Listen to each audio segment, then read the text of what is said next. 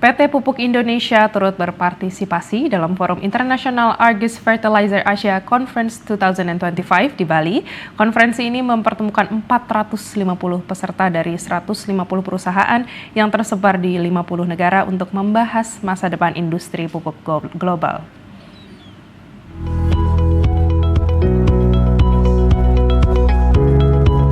Forum bertaraf internasional Argus Fertilizer Asia Conference 2025 resmi digelar di Nusa Dua Bali pada 22 hingga 24 April 2025. Konferensi ini pun dihadiri oleh sejumlah pelaku usaha dan peserta dari berbagai negara di belahan dunia yang berfokus pada industri pupuk global.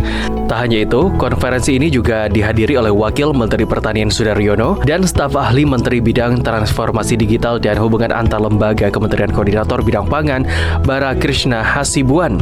Kehadiran kedua tokoh khususnya dari Kabinet Merah Putih ini menegaskan dukungan pemerintah Presiden Prabowo Subianto dalam mewujudkan visi ketahanan pangan nasional. Adapun PT Pupuk Indonesia turut berpartisipasi dan ambil peran dalam konferensi internasional tersebut.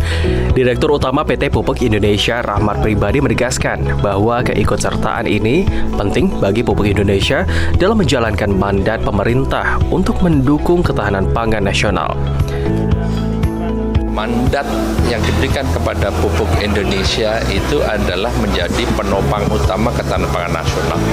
Tapi kita juga menyadari posisi penting kita di region.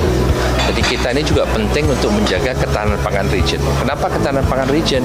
Karena tidak semua saat ini yang dikonsumsi oleh Indonesia itu bisa diproduksi secara efisien di Indonesia. Nah, di sini kita juga tahu bahwa tidak semua pupuk yang diperlukan di Indonesia itu bisa diproduksi atau ada sumbernya di Indonesia.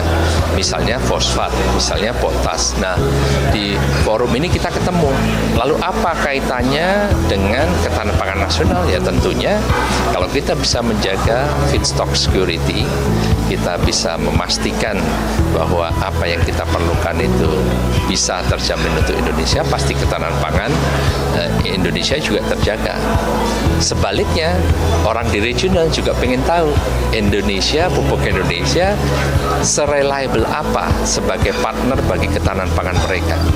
Nah, kita juga di sini menyampaikan bagaimana kita itu juga berpartisipasi aktif, kita ingin menjaga kestabilan regional.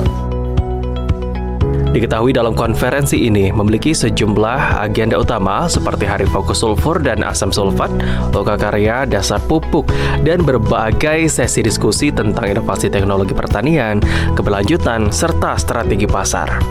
Sebagai informasi tambahan, PT Pupuk Indonesia telah mengumumkan rencana investasi sebesar Rp116 triliun untuk meningkatkan produksi pupuk dari hilir.